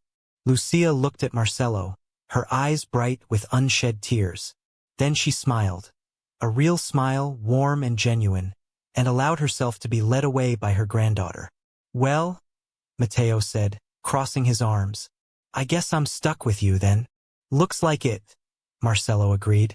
"Is that okay?" Matteo pretended to think about it. "I guess, but only if you promise to play race cars later." "Mama never wants to play race cars." "Race cars aren't my favorite," Valentina admitted. "Deal," Marcelo said. "Race cars it is." The afternoon that followed was, without question, the happiest of Marcelo's life. He played race cars with Matteo, losing spectacularly every single time because his son had apparently memorized every shortcut and strategy known to 5-year-olds. He admired Sophia's drawings, including the one of Lucia, which was surprisingly accurate, and the one of the whole family, that included all 4 of them standing in front of a house. He watched his mother transform before his eyes. The formidable matriarch of the De Santoro family melted into a doting grandmother, exclaiming over artwork and asking endless questions and, at one point, getting down on the floor to help Matteo build an elaborate race track out of cushions and books. And through it all, he watched Valentina. She stayed on the periphery at first, observing more than participating. But as the afternoon wore on, the tension in her shoulders eased. The wariness in her eyes faded. And when Sophia dragged her over to show her the picture she was painting for grandmother, Valentina laughed. A real laugh, bright and unguarded, and something inside Marcello's chest cracked wide open. This, he thought. This is what I lost. This is what I spent 5 years missing without even knowing it. And I will do anything to keep it.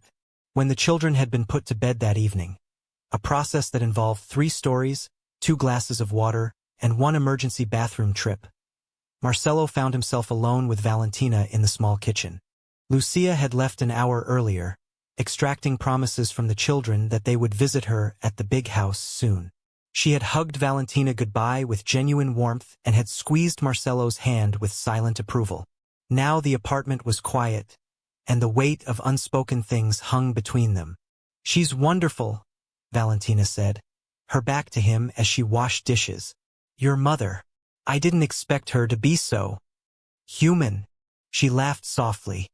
"I was going to say warm. But yes, human works too. She's been waiting for grandchildren for a long time. I think she was starting to lose hope." "She didn't know about your marriage? About me?"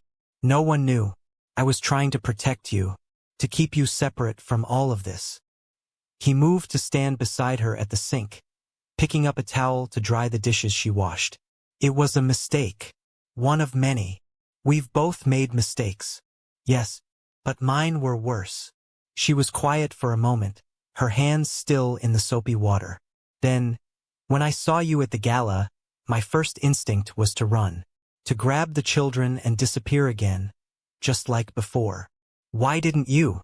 "Because I was tired." She turned to face him, water dripping from her fingers. "Tired of running, tired of hiding, tired of raising 2 children alone and wondering every single day if I'd made the right choice." "Had you?" "I don't know. I thought I had. I thought keeping them away from your world was the only way to keep them safe. But then Sophia started asking about her father. Matteo started getting into fights at school because other kids teased him for not having a dad. And I realized that maybe safety isn't everything. What else matters? Family." Her voice cracked. "Belonging. Knowing where you come from. I couldn't give them that no matter how hard I tried. There was always a piece missing. I'm here now. I know."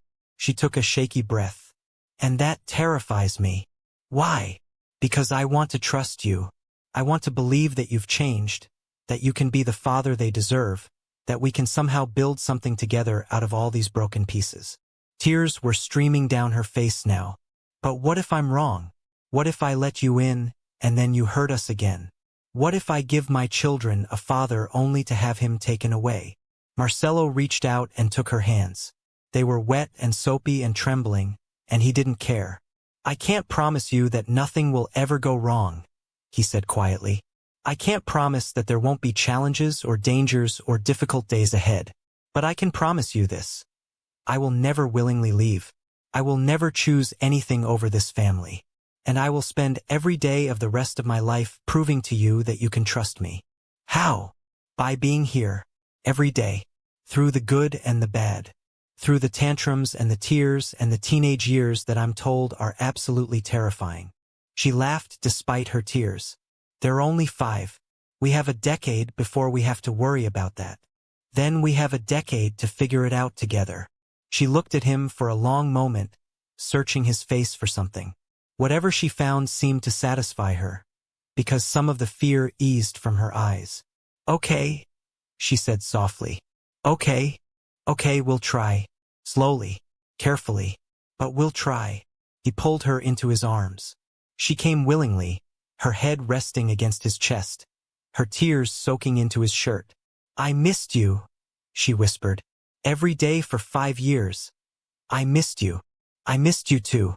More than I knew how to bear." They stood there in the small kitchen, holding each other while the dishes sat forgotten in the sink. Outside, the city carried on. Cars honking, people talking, life continuing in its endless rush. But inside this apartment, time stood still. The weeks that followed were a delicate dance of building and rebuilding. Marcelo came every day, sometimes for just an hour, sometimes for entire afternoons. He learned the rhythms of the children's lives, school drop-offs and pickups, favorite snacks and bedtime routines, which cartoons were acceptable and which ones led to nightmares. He learned that Mateo needed to burn off energy before he could focus on anything, so they started each visit with 15 minutes of running around the park. He learned that Sofia preferred quiet activities but craved attention, so he sat with her while she painted and asked questions about every color she chose. He learned that Valentina still liked her coffee with too much sugar, still read before bed every night, still hummed while she cooked. Some things hadn't changed at all, but other things had. She was stronger now, more independent. The girl he had married had become a woman who had survived abandonment and single motherhood and the daily challenge of raising twins alone. She didn't need him. She chose him anyway. That made all the difference. 3 weeks after their conversation in the kitchen, she asked him to stay for dinner. Not just for the meal, she clarified, not quite meeting his eyes. For after. He understood what she was asking, and his answer was yes. That night, after the children were asleep, they sat together on the small couch, closer than they had been since his return. The television played softly in the background, some movie neither of them was watching. "I've been thinking," Valentina said, about what this looks like, going forward. And she turned to face him, tucking one leg beneath her. "The children need stability, routine. They can't keep bouncing between two homes, never sure where they belong." "I agree. And I've been alone for 5 years. I've built a life here. I can't just uproot everything and move into your palazzo like some kind of—" "I'm not asking you to." She blinked. "You're not. I'm asking to be part of your life, whatever that looks like. If it means staying here, I'll stay here. If it means finding somewhere new together, we'll do that. I don't care where we live, Valentina. I care that we're together. But your mother, the family business, is being handled. Enzo has taken over most of the day-to-day operations. I've been stepping back for weeks." He took her hand. "I told you I would give up everything for this family. I meant it. You really are different, aren't you?" "I'm trying to be." She was quiet for a long moment. Then she leaned forward and kissed him. It was soft at first, tentative, testing. But when he responded, pulling her closer, she melted into him with a small sound that was part relief and part longing. They stayed on that couch for a long time, relearning each other through touch and taste and whispered words. When things threatened to go further, Valentina pulled back. "Not yet," she said breathlessly. "The children." "I know." He pressed his forehead to hers. "We have time. Do we? We have the rest of our lives." 2 months later, Marcelo moved out of his palazzo. Not far, just to a larger apartment in a neighborhood the children loved, with a park nearby and good schools and enough space for everyone. It was still far from the modest life Valentina had built, but it was a compromise they had negotiated together. The children had their own rooms. There was a guest room for Lucia, who visited so often that Valentina joked about charging her rent. There was a home office where Marcelo could handle the diminishing remnants of his business affairs. And there was a master bedroom that they shared. That first night in the new apartment, after the boxes had been unpacked and the children had been bathed and read to and tucked in, Marcelo stood at the window of their bedroom, looking out at the city lights. Valentina came up behind him and wrapped her arms around his waist. "Are you happy?" she asked. "More than I've ever been. Even without the empire, the power. None of that ever made me happy." He turned in her arms, cupping her face in his hands. This is what happiness feels like. This you, the children, this life we're building together. It's not perfect. Nothing is. But it's ours. She rose on her toes and kissed him. And this time, there were no interruptions. Spring arrived with warmth and flowers and the children's 6th birthday. Lucia insisted on hosting the party at the palazzo. For tradition, she claimed, though Marcello suspected it was really because she wanted to show off her grandchildren to every society matron in Florence. The party was enormous. Too many children, too many adults, too much cake and noise and chaos.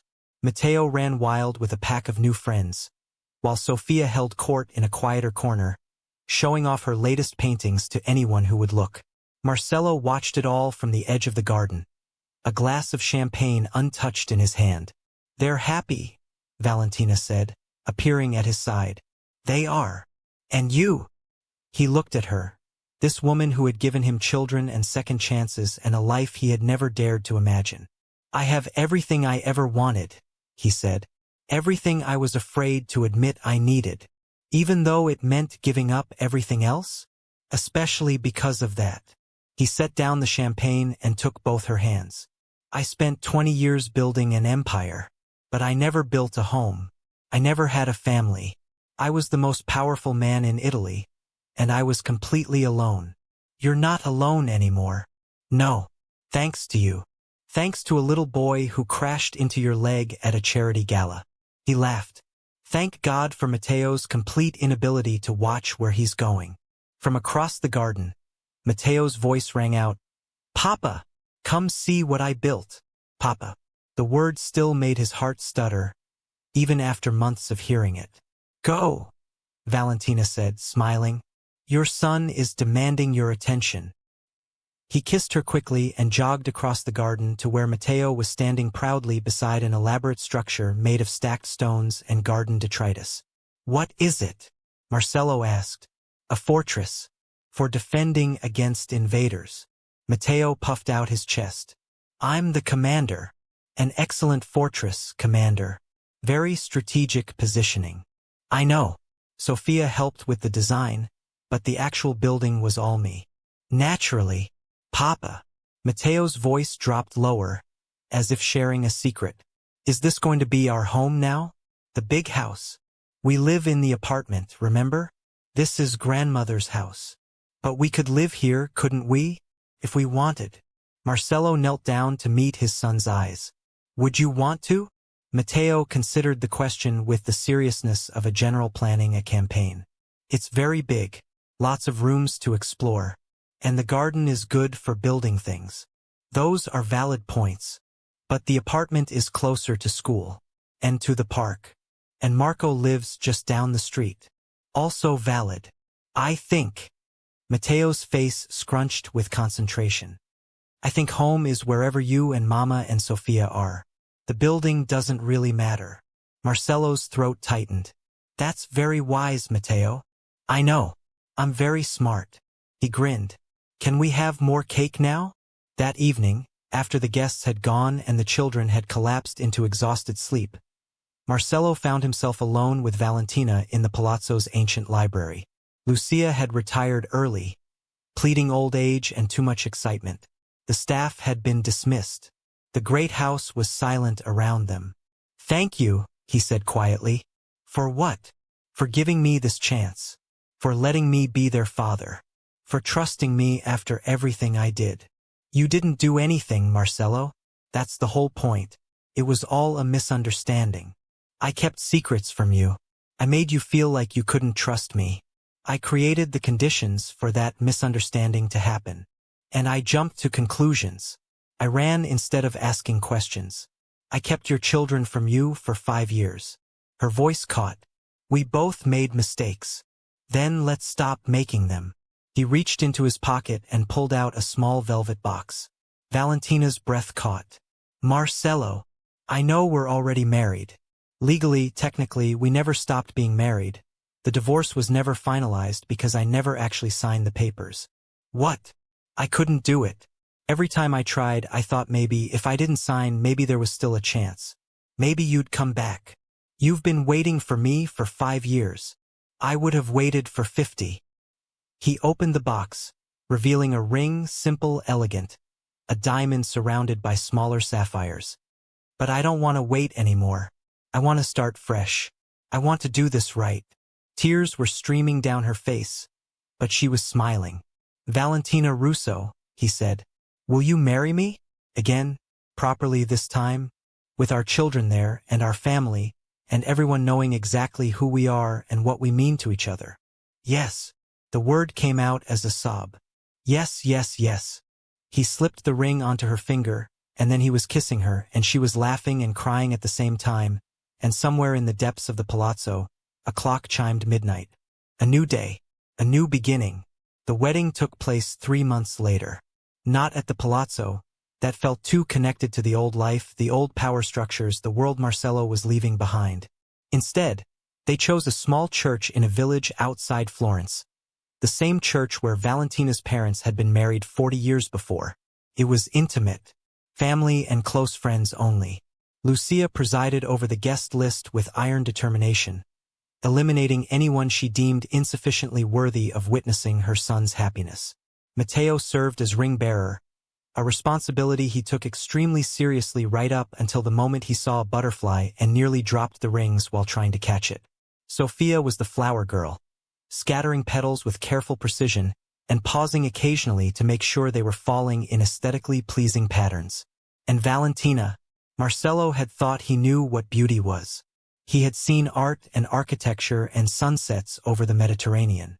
But when Valentina walked toward him down that church aisle, wearing a simple white dress and carrying a bouquet of wildflowers that Sophia had helped select, he understood for the first time what the word actually meant. Beauty was love made visible. The ceremony was short, traditional vows spoken with voices that trembled with emotion. Rings exchanged while their children watched with wide eyes. And then the priest said the words Marcello had been waiting 6 years to hear. You may kiss the bride. He pulled her into his arms and kissed her while their children cheered and Lucia quietly wept and the small congregation applauded. For the first time in his life, Marcello de Santoro was exactly where he belonged. The reception was held in the church's garden, under strings of lights that twinkled like earthbound stars. There was food and wine and music, a small band that played traditional Italian songs mixed with modern favorites. Marcello danced with his wife while Matteo attempted to teach Lucia some kind of dance move he had learned at school. Sophia sat at a table with her sketchbook, drawing the scene with the focused intensity that meant she was creating something important. Are you happy? Valentina asked as they swayed together. You keep asking me that, because I still can't quite believe this is real. That after everything, we ended up here. It's real. He pulled her closer. This is the most real thing I've ever experienced. Even more real than your empire? The empire was smoke and mirrors, power built on fear. This, he gestured around them, this is built on love. It will last longer than any empire ever could. That's very romantic. I have my moments. She laughed and laid her head against his shoulder. They danced in comfortable silence while the night deepened around them. Later, much later, when the children had fallen asleep at their table and the guests had begun to drift away, Marcello found himself standing alone at the edge of the garden. He looked up at the stars, the same stars his grandfather had looked at, and his grandfather before him. Generations of De Santoros, building and fighting and scheming. And now, finally, a De Santoro who had chosen differently. Papa! Sophia's sleepy voice came from behind him. He turned to find his daughter standing there in her flower girl dress, her sketchbook clutched against her chest. What are you doing out of bed? I finished the drawing. I wanted to give it to you. She held out the sketchbook. He took it carefully and angled it toward the light spilling from the reception tent. The drawing showed a family standing together in front of a house, similar to the one she had drawn months ago, but better. More detailed, more confident. The 4 figures were clearly identifiable. Marcello, tall and dark-haired. Valentina, elegant and smiling. Matteo, mid-motion even in the drawing. And Sophia herself, holding her worn rabbit. But there was something new this time. A 5th figure. An older woman with silver hair, standing slightly behind the others. And beneath the drawing, in Sophia's careful handwriting, "Our family." Marcelo's vision blurred. "Do you like it?" Sophia asked anxiously. "I love it." His voice came out rough. "It's perfect. I'm going to make copies. One for grandmother, one for our house, one for Sophia." He knelt down, pulling her into a hug. "Thank you. This is the most wonderful gift anyone has ever given me." "Better than the ports of Naples?" He laughed despite himself. "How do you know about the ports of Naples?" "Grandmother told me. She said you used to be very important because you controlled lots of boats." "Did she now?" "She also said you're even more important now because you're our papa." Sophia pulled back and looked at him with those serious gray eyes. "Is that true?" "Yes." He cupped her face in his hands. "Being your papa is the most important job I've ever had. The only job that matters." She smiled, a rare, full smile that transformed her solemn features. "Good, because you're not allowed to quit." "I wouldn't dream of it." 1 year later, the apartment had become a home. The walls were covered with Sophia's artwork and Mateo's various achievement certificates from school, including one for most enthusiastic participant that Valentina diplomatically declined to explain. Family photos crowded every available surface. Formal portraits and candid snapshots, birthdays and holidays and ordinary Tuesday afternoons. Lucia visited so often that she had essentially moved into the guest room.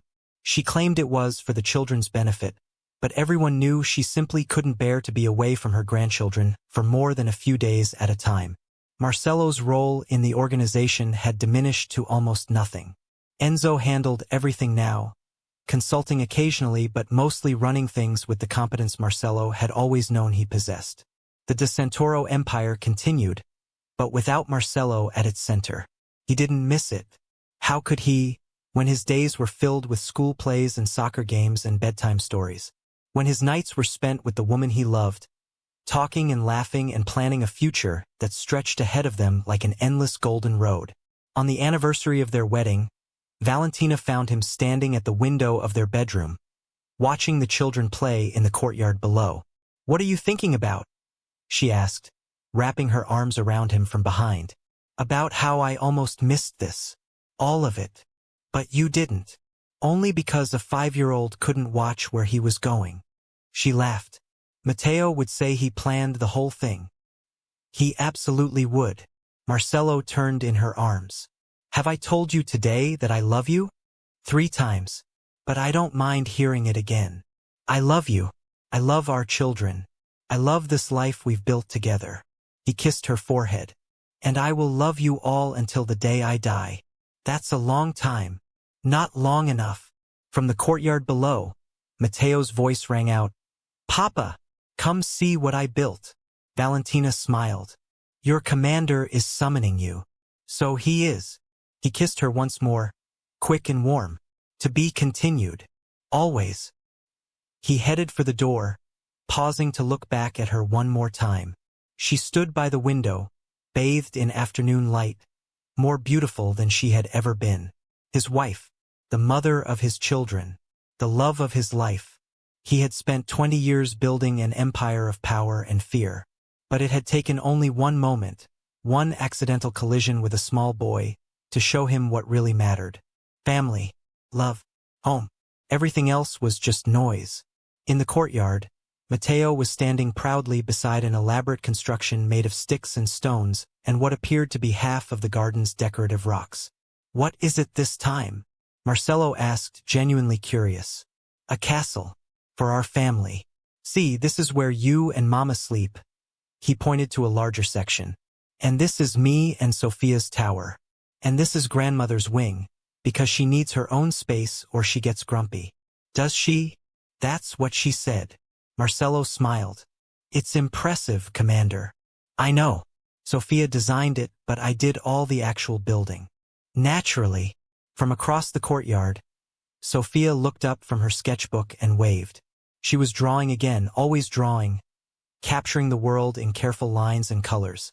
Marcelo waved back. "Papa." Mateo's voice was suddenly serious. "Yes. Are you going to be here forever?" The question caught him off guard. Why do you ask? Because Marco's papa left. And Elena's papa travels all the time. And I just want to know if you're going to be here. Forever. Marcelo knelt down to meet his son's eyes. Those gray eyes that were so familiar, so perfectly his own. I'm going to be here for as long as I possibly can, he said. I can't promise forever, because no one can. But I can promise that I will never choose to leave.